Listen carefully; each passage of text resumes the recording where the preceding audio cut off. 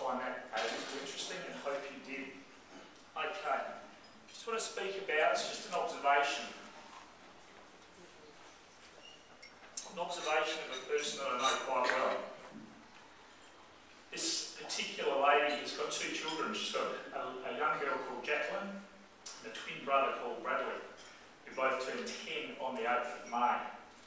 At around about 18 months old, they were diagnosed with a condition called Asperger's syndrome, which is from the autism family. And at 18 months old, young Bradley in particular was showing antisocial behaviour, was having huge learning difficulties, didn't really understand what was going on. Visual learners, so anything that was said to him, he struggled with. And what they were trying to do is find him as he grew up an area of expertise. Now the specific behaviours, and you picture this of an 18-month-old. So most of us are enjoying the baby stage, and as the children grow and they start to walk and talk and show affection. This young fellow was hurling chairs across the kitchen, trying to choke his mother and sister with aggression, tantrums like he wouldn't believe, and the abuse was unbelievable. So in other words, it was emotional behaviour due to the fact that he couldn't express himself or didn't understand how to express himself. As his anxiety levels grew, so did the violent behaviour.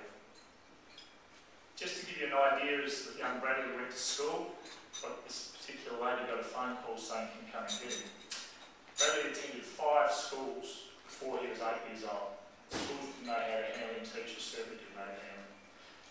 Once this lady's come and said, right, I do need to leave, I've got to go and pick up Bradley because they evacuated the whole classroom. He has absolutely destroyed it.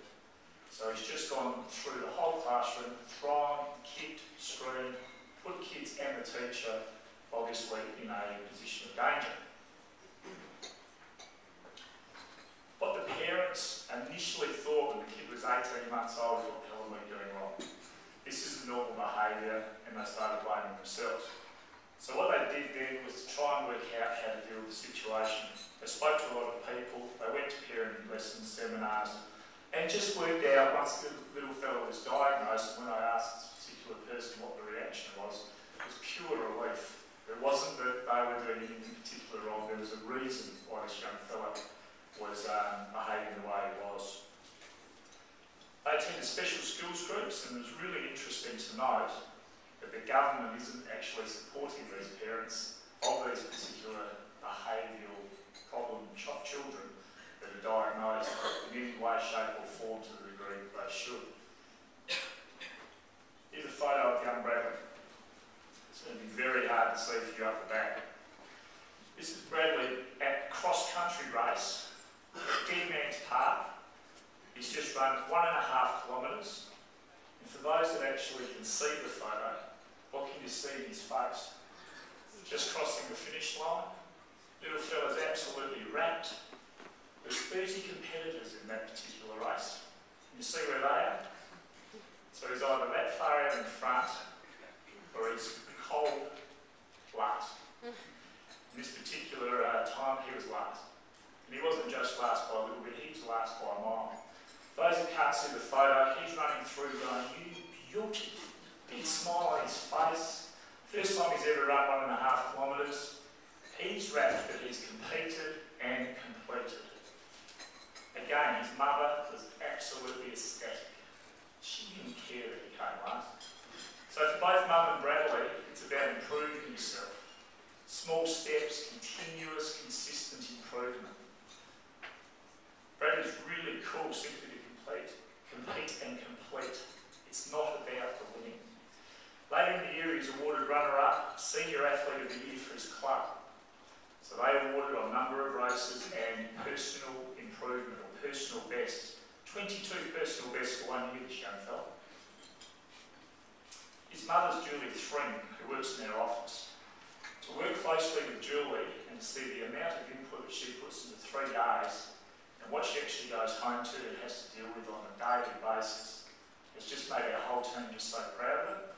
I just wanted to share what some people go home to and need to deal with on a daily basis and just put a little bit of a reality check into every one of our lives.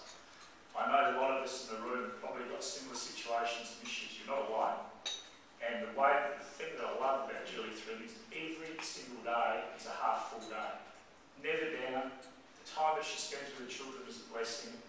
She makes sure that she has unbelievable family time. All I hear about is the positives, how Bradley's caught fish, Jacqueline's now doing violin, never any of the negatives. Just thought it was worth sharing with you. I hope you got a little bit out of it. Next time you see Julie Thring,